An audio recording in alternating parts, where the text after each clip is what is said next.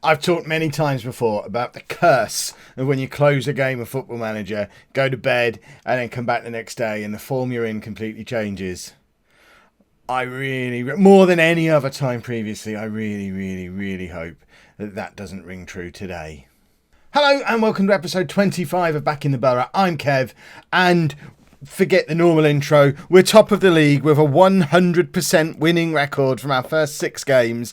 6 games, 6 wins, 18 goals scored, just 4 goals conceded. We are quite a team at the moment. This is how we've been doing. Our first 3 games, we scored 8 goals without reply. We're just good. We're a good football team. Look at all these wins. Look at all this variety of goal scorers.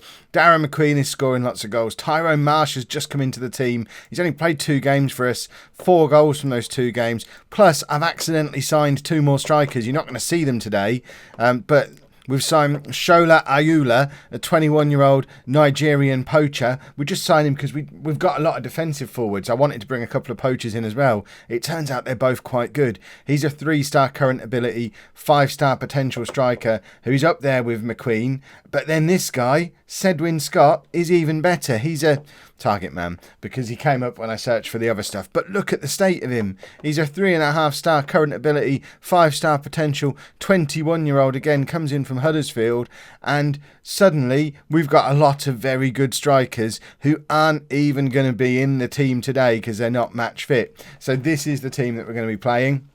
We're sticking with the 4-4-2. I'm adjusting the mentality as we go. Believe it or not, just that, doing a little bit of tactics is making all the difference. I've still not got any team instructions on because we've won 6 from 6. We don't need them yet. We're so going to lose both of these games. We all know how this script goes. But this is our team for today, just for the last minute or two while I'm still positive and excited about how this season is going. So we've got Linus in goal, a back 4 of Anderson, Grimes, Stone and Birch, Smith, Brundle, Wheatley and Hornsby in midfield with Marsh and McQueen up front. In other news, by the way, Luca Akalani, I mean, we talked last time about how his work permit he's not able to get a work permit. I noticed that he only has 214 days left on his thing to be in the UK, to be in England, to get English nationality. So I gave him a contract extension. So he's now got 2 years on £800 a week. Yeah, while he's not got a work permit, those days don't count. So rather than having a guy on a contract for a year at £800 a week and not being able to play him, we've now got him for 2 years. And we can't play him at any. I don't think he's going to play in half of Italy's games in the next 2 years. It's just a hunch that I've got. So, presumably, we're going to have some problems with him at some point because he is our best defender. He's going to get annoyed that he's not in the team. I don't know how this work permit thing works. Is he going to get annoyed and start asking me for matches, or does he understand that he's not got a work permit? We're going to learn a lot about Football Manager 2018 this season, I think, and this work permit thing is going to be an absolute pain in the trouser throughout this save. I guess once we get up to the higher levels where we would typically sign players from abroad, I imagine they're going to likely have played more international games. It is later in the game, though. It's going to make it difficult to pick up those Brazilian and Argentinian wonder kids who haven't made their debuts yet. Yeah, they're not coming if work permits are this harsh. But also, like now, when we like to... Oh, McQueen's just scored a beauty. When we like to search around the lower leagues of other countries, we've got France and Spain and Germany and Italy. All these leagues are loaded. That's why these players come up. Kalani's a bad example of that because he came from Man United. But regularly on our scout reports or in the scouting meetings, we get a suggestion to scout someone who's never played in the UK. Well, they're just not going to be able to come. We're in non-league. So it's I already thought FM18 was hard. Oh, it's just got harder with this Brexit work permit dealie. And I know that there are different types of Brexit that you can get. I think I have this one in both Backing the Boro and Non-League to Legend, typically. But I know in my stream save with Lollujo FC, we have a really good one that it's just a limit of 17 foreign players. There's no work permits at all. As long as no more than 17 in the 25 players in your squad, no more than them are non-UK, then you're fine. So it's actually easier for me to bring in foreign players in that save But in this save, much harder. Let me know down in the comments what Brexits you've got. Whether there's other options as well. They're the two that I've seen in the saves that I'm playing at the moment. But if there are other options, I'm keen to hear about them. And did I mention at the start of the episode that we're quite a good football team? Because look at what we're doing to Telford. We're 3-0 up after 15 minutes. Why didn't I do 4-4-2 years ago? I know a lot of you told me to. And I also know it's not just the fact that we've done the 4-4-2 that's made the difference. We've had a complete overhaul of this squad this summer. In the 3 previous seasons we've been at Nuneaton, it's been very much a case of, and I've been guilty of trying to keep as many of the originals there as possible for the sake of doing videos when I go over to Nuneaton. But eventually we reach a point where, okay, we've just got to make it so that we can get some promotions at some point. So let's just bin everybody off. We've still got a couple. Linus and Elliot are still at the club from the original bunch, but I think they are the only ones at this point. Tom Elliott's not exactly a regular in the team anymore. But we had to just do a complete overhaul. We had plenty of money to spend, and we're finally making use of the fact that we've probably got the highest wage budget in the division. So we're able to go out and grab the highest players. And the really terrifying thing, when we're 4-0 up after half an hour with a hat-trick from McQueen and a goal from Marsh, that's his 5th in 3 games from Marsh.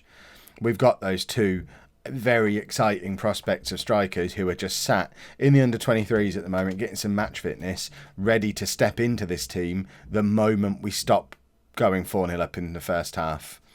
So I think if we can keep the defenders fit, because I am a little bit worried because we don't really have a replacement in the squad for Ercolani at the moment. I am keeping my eye out for a centre-back, but it's difficult bringing somebody in who's going to be... Obviously, we're not going to bring anyone in as good as Ercolani is, but we have got Nathan Baxter, who's on loan, who's an option if we get an injury at centre-back, but we don't have much behind him. So there's a little bit of a concern. If we get a couple of injuries in defence, we might start to struggle a little bit, but the rest of the squad, we've got great players, great strength in depth, and this should be a fun season. That's what I'm hoping for. Smith is in behind, squares it. I mean, was that McQueen in the middle, just completely ignoring it?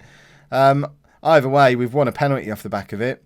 Chance to go 5-0 up after 50 minutes. And it's Wheatley to take, and it is 5-0 away from home. I don't know where Telford are in the league.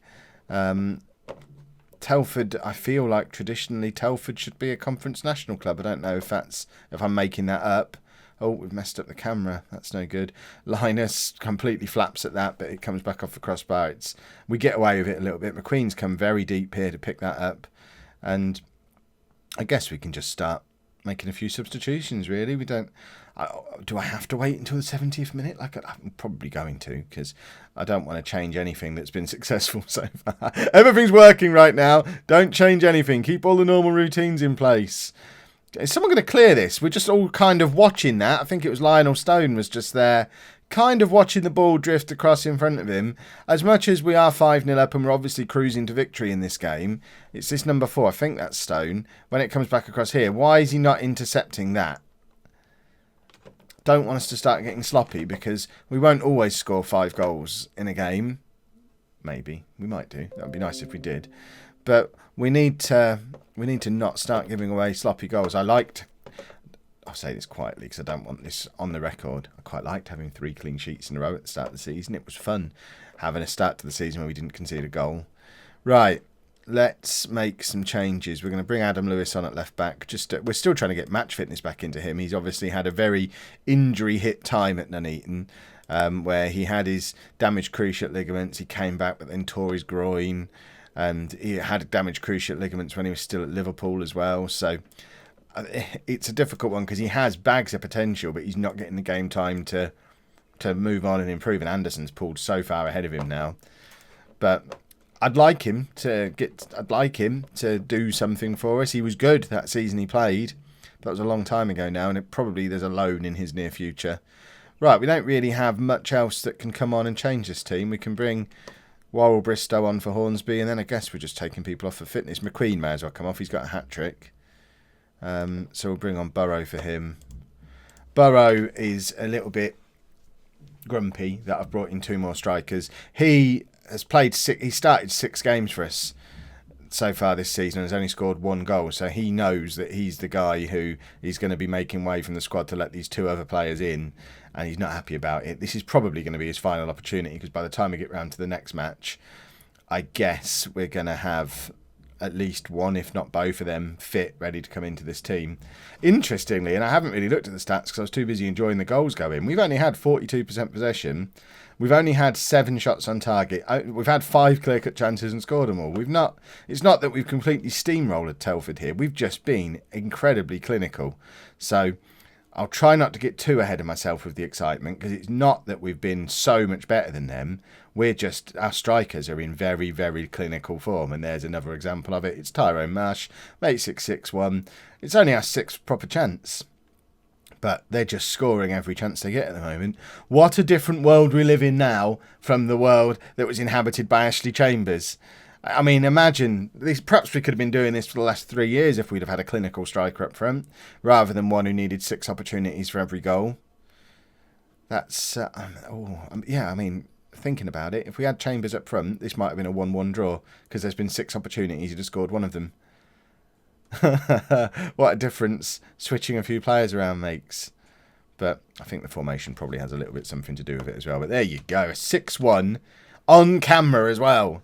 So we don't get any of the grumbling about, if you won 6 games in a row on camera and then drew 0-0. Reloading. Well, there you go. We kept the form up. And hopefully we keep it up again in the next game. Right, I might be trying to get too fancy now. I just studied my dynamics, and Jonathan Nixon and Boro, I can't remember what his first name was, were both on here as unhappy players and had lowered the dressing room atmosphere to good. So in light of the fact we've just signed our 2 new strikers, I thought, you know what? Let's just release them both. So I shifted a little bit of money from the wage budget to the transfer budget to give us enough transfer budget to do mutual terminations. So Jonathan Nixon has left the club after, he's been here a while but never really done anything other than that first season. I kept giving him contracts because he had potential, but he's 22 now. He was never going to fulfil the potential. Jordan Burrow, although he came in this year, he hasn't impressed at the standard I was looking for. We've got 4 good strikers at the club. We don't need 5. We were paying him a lot of money, so he's moved on as well. It's improved the dynamics. The only unhappy player we've got now is Tom Elliott, because I looked into signing this guy. I made an offer for him because I thought he might be able to offer some cover at centre-back for Erkalani, whilst also giving us an option as a defensive midfield player, but we couldn't agree terms with him. Elliott got in a grumpy because we tried to replace him, even though I never intended to play him in central midfield, and we had a bit of a row. So I'm trying to cheer Tom Elliott up. I don't know how to do it, because I've taken Bateman off my shortlist. He's no longer a transfer target, but Elliott's still grumpy. I suspect he'll stay grumpy until he makes it back in the team, and that's likely to be quite a long time, judging by how we're playing. So we might have to let Tom Elliott go at some point this season as well, which would be a shame, because I think he's one of our team leaders. If we go to our hierarchy, in fact, he's not. He's moved down from highly influential to just an influential player now. So Elliott might be someone who we look to move on. We have a number of players who don't get on well, do we? That's just because they're new. We'll be fine. We'll sort that out. Right, for the Gainsborough game, we've switched to a control mentality. A couple of personnel changes as well. On the bench, you obviously don't need to change anything in the first team, but Sedwin Scott, releasing Burrow and Nixon, has made way for Sedwin Scott to move on to the bench. He will be starting soon as there's an opportunity for him to start. We can't start him while Marsh and McQueen are averaging the ratings that they're averaging, but hopefully he'll keep the 2 of them on their toes if we need him, or if we need something a little bit different. Neither of these 2 are target, and they're both defensive forwards, really. Scott's a target man, and Ayula is a poacher. So we've got 2 good defensive forwards who are in form at the moment, scoring lots of goals, and then 2 different types of striker sat there waiting in the wings, who in theory are better than both of the ones who are in the team. So we're pretty set for strikers. I think we're all right in midfield. Like I say, the only thing I would want now is maybe another goalkeeper, because if something happens to Linus, we have a bit of a problem. So a backup keeper would be handy, and maybe some extra backup in central defence. But otherwise, I think this is a squad that we should finally do it this year. And we're 1-0 up after 2 minutes, and it's Marsh again. Big ball forward from Birch, and Marsh just chases onto it, tucks it away. That's a striker who's in form and confident. Good finish, sir. And he celebrates with a forward roll, which, I was always more of a proponent of the backwards roll when I was a kid. Never quite understood the forward roll. Couldn't tuck my head in properly. Backward roll like a boss, though.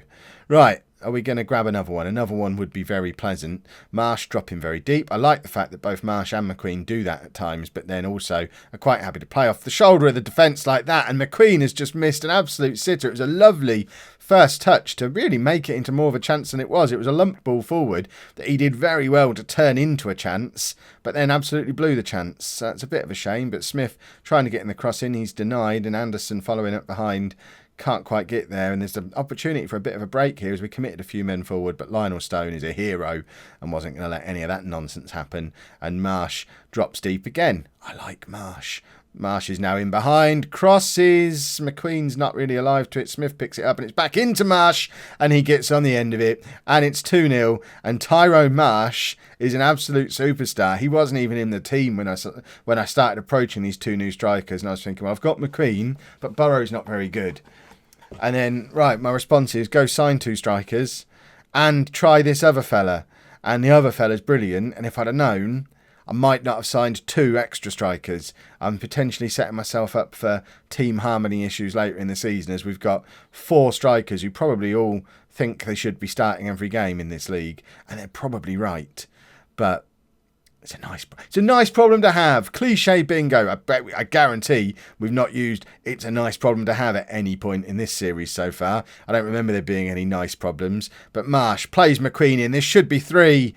And McQueen is he nervous that there's another striker on the bench who's better than him? Because he's been clinical. He's got 9 goals from 7 games so far, I think, Darren McQueen. But he's missed 2 absolute sitters today now. And if it wasn't for Marsh being in incredible form, we'd be worrying a little bit.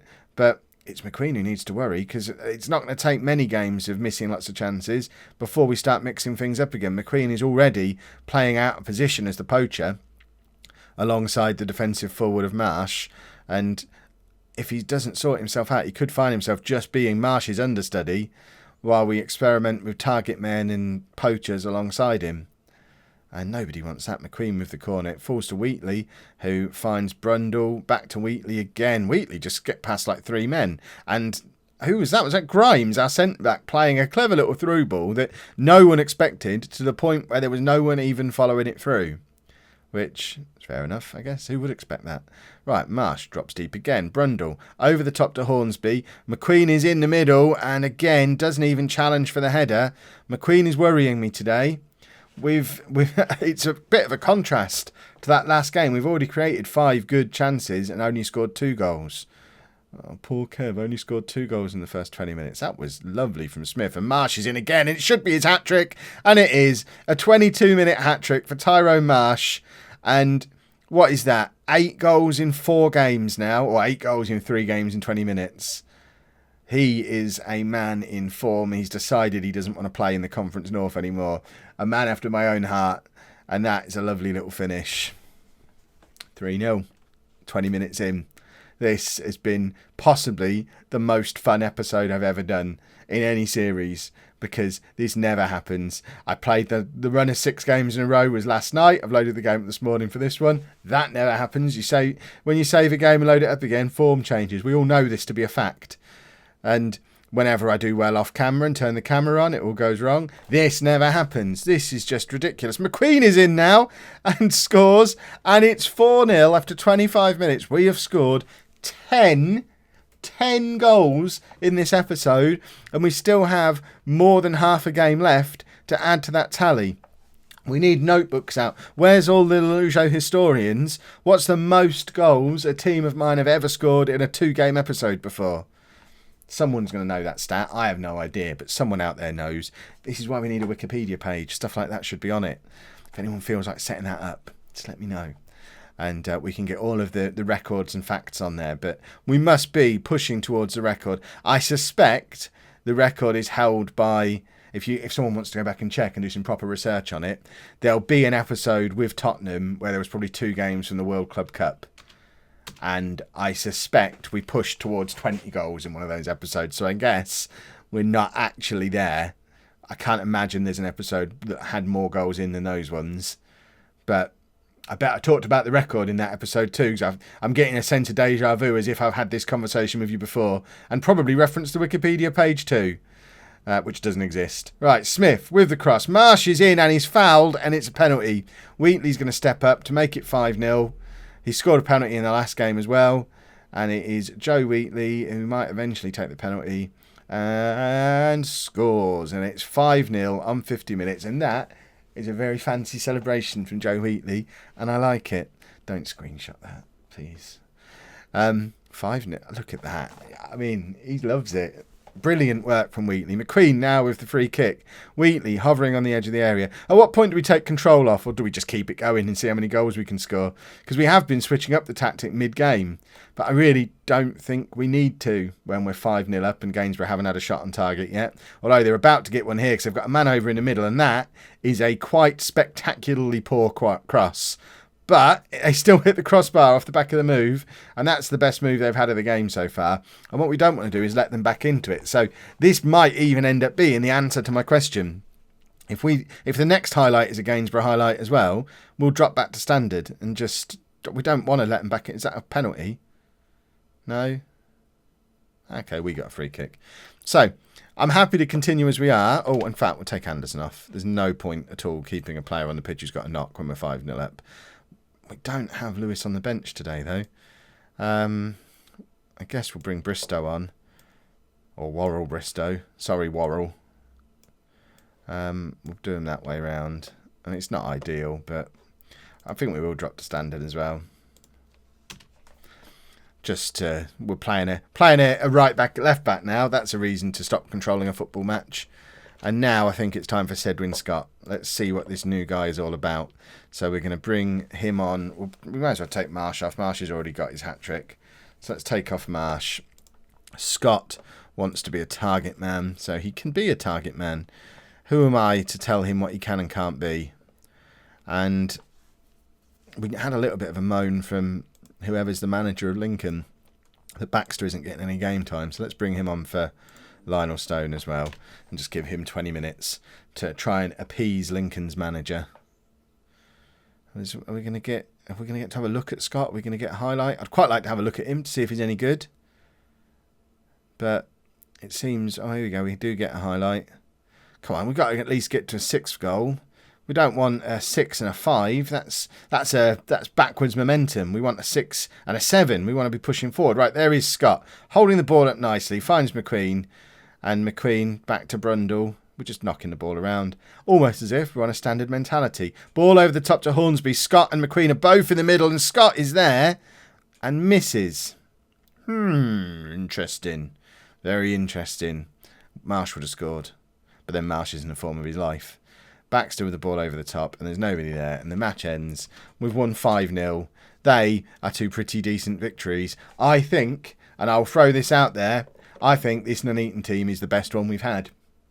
If you've enjoyed that, please make sure you leave a nice big thumbs up on there for me. Subscribe to the channel for daily Football Manager videos. Remember, tomorrow we'll be back to Non-League to Legend again. We're rotating Non-League to Legend and Back in the Boro all week this week. Back to normal schedule next week. And your next Back in the Boro episode will be on New Year's Eve, 4 PM. So you'll be able to watch this while you're getting ready, getting your glad rags on. Thank you for watching.